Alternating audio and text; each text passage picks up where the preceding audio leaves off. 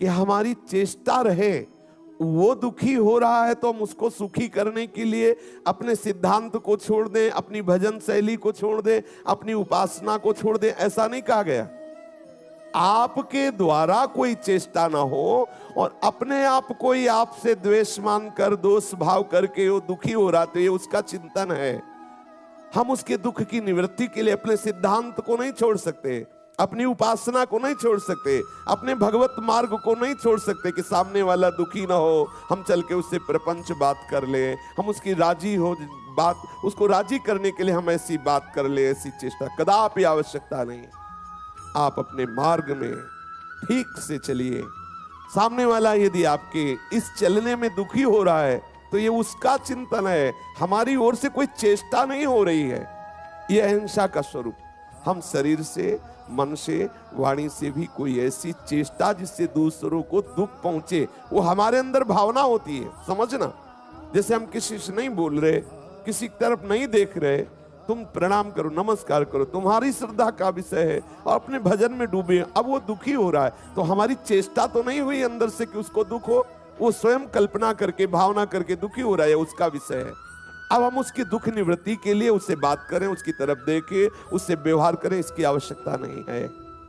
हमारे द्वारा भावना ना बनने पावे कि हमारी वाणी से ऐसा हम बोले कि इसे दुख पहुंचे, या हमारे शरीर से कोई ऐसी चेष्टा हो कि इसे दुख पहुंचे, या हमारे मन में कोई संकल्प बने ऐसा कि इसको दुख पहुंचे, ये नहीं होना चाहिए। सामने वाला कल्पना करके, भावना करके यदि दुखी हो रहा है, उसका ज्ञान है, ये उसकी चिंतन की वृत्ति है। हम उसके चिंतन की वृत्ति को दूर करने के लिए अपने सतमार्ग के सिद्धांतों का त्याग नहीं कर सकते। ऐसी भावना से चले। सत्यम, अपने स्वार्थ बुद्धि से जो बात को बना के बोला जाता है, यह उपासक के लिए ठीक नहीं है। सत्य बोले, जो हमारे हृदय में वही हमारी वाणी में है, हमारे आचरण में वही है। सत्य का स्वरूप है मन वचन कर्म में, तीनों में सत्य होना चाहिए। हमारे जो आचरण हो रहे हो शास्त्र प्रमाणित हैं, हमारी जो वाणी है वो महापुरुषों की, संतों की और भगवत अनुराग से भरी हुई है। हमारी एक एक वृत्ति वो जब सत्य स्वरूप प्रभु में लगती तो वास्तविक वो सत्य स्वरूप हो जाता है। व्यवहार में जैसा आप सत्य समझ रहे हैं, सत्य देख रहे हैं, जैसा आप सत्य पढ़े हैं, जैसा आप सत्य सुने हैं, आवश्यकता पड़ने पर वैसा ही बोल दे। उसमें मिलावट ना करें, उसमें छल भरे वचनों की रचना ना करें। सत्य, वास्तविक सत्य तो प्रभु ही है और प्रभु के नाम गुण रूप लीला धाम यही परम सत्य है। इन्हीं की चर्चा करना, इन्हीं का चिंतन करना सत्य है।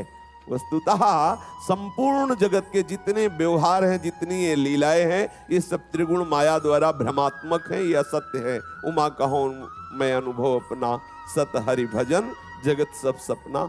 सत्य का परिचय है प्रभु के नाम रूप लीला धाम का ही चिंतन, मनन, कथन, कीर्तन, ऐसा यही परम सत्य है। पर व्यवहार में सत्य जो आपके हृदय में जैसा आ रहा है, जैसा आपने शास्त्रों में पढ़ा है, जैसा आपने देखा है, जैसा आपने सुना है, उसमें मिलावट ना करके, छल कपट ना करके, हितकर मृदु दूसरे का मंगल करने वाले ऐसे वचन, ऐसा व्यवहार, ऐसा चिंतन, उसे सत्य कहते हैं।